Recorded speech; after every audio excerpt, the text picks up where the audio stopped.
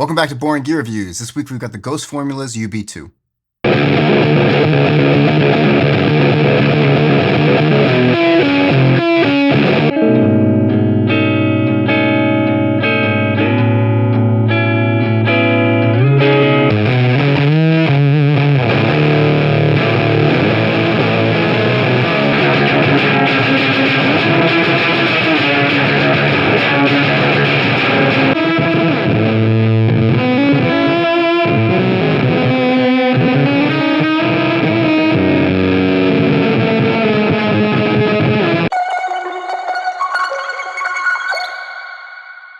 Big thanks to Grant from Ghost Formulas for sending me the UB-2. Alright, so the UB-2 is a fuzz that's also capable of like glitch and subharmonic stuff too. Let's get out of the way right up front. This is one of the prettiest and most aesthetically pleasing pedals I've ever seen. The layout, the artwork, the information on the side, down to the purple LED, this thing is really gorgeous. And the good times don't stop with the aesthetics, it sounds amazing too. So for control, this big knob here is the volume, and that controls the overall output of the pedal while it's on. Up top, we have starve, and the more clockwise you turn it, the less voltage and current runs into the pedal, and you get more kind of gating, and it also plays into the arpeggio stuff and like the subharmonic frequencies. The middle knob is bias, and you can kind of think that as a headroom control, so you can control how kind of squished or open it sounds. And on the bottom, we have fuzz, which will control the amount of gain, and it also is very interactive with these other two to create different sort of frequencies and arpeggiating stuff. For today's demo, I'm using my 1983 Greco RR65, and this has CreamTone A3 Deluxe pickups. From there, I'll be running into my UAD Apollo X6, and then into the Softube JMP 2203 amp plugin.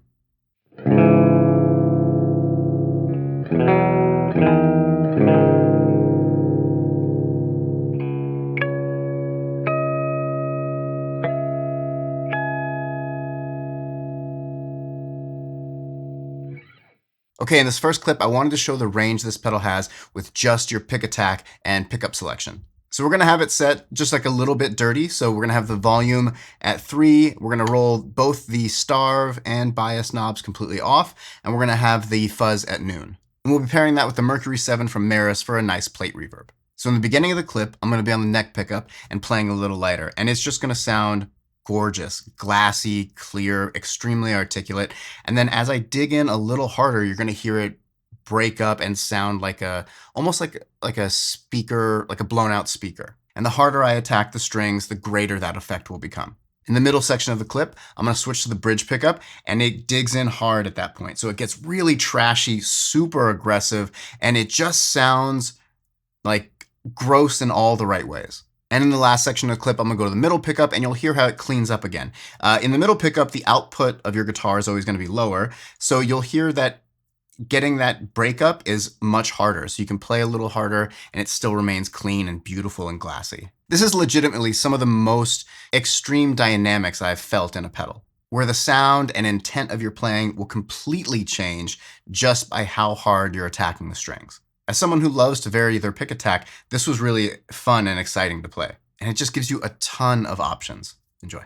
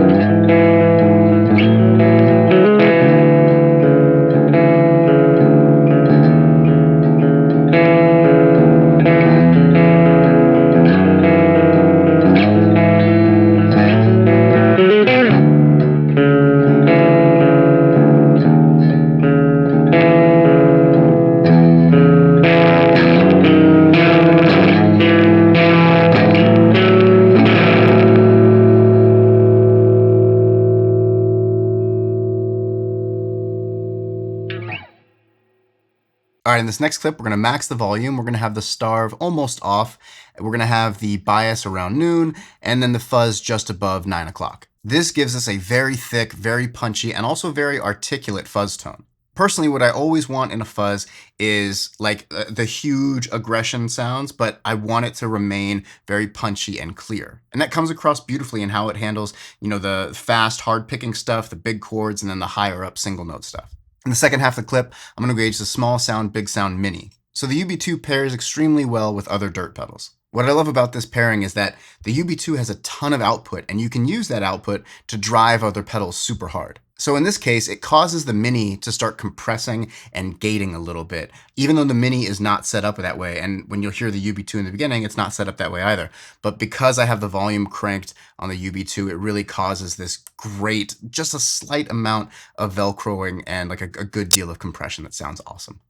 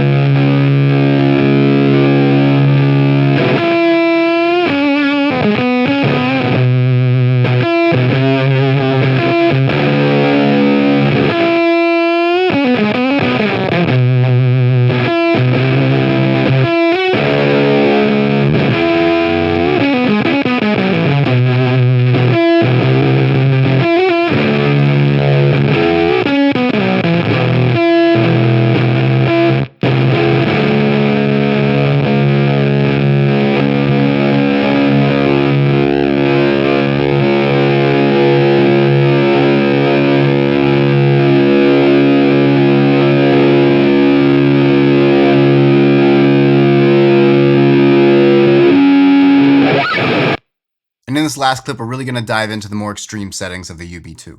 So here we're going to have the volume around 2 o'clock. We're going to set the starve to begin with at around 10 or 11. And then later on in the clip, I'm going to boost it to around 2 o'clock. The bias will be set just past 3, and we're going to max out the fuzz. In the middle section of the clip, I'm going to engage the tonal recall red knob for some delay. So what you'll hear in the beginning is this very squashed, really compressed, slightly glitchy fuzz sound. And it's really fun and exciting the way it arpeggiates and bounces back between kind of upper harmonic frequencies and lower harmonic frequencies. And even though it feels like it's going to kind of implode on itself, it maintains its consistency and its articulation throughout the clip. In the last half of the clip, when I boost that starve control, you're going to hear a crazy amount of glitching. It gets very like 8-bit sounding. So we get crazy harmonic frequencies, we get a little bit of gating and Velcroing sounds, we get a big fuzz, we get like this great kind of lower octave thing happening. There's just a ton going on. And okay, so when you're playing pedals, like yes, they sound a certain way, but every pedal feels different to play too. Like its response is different.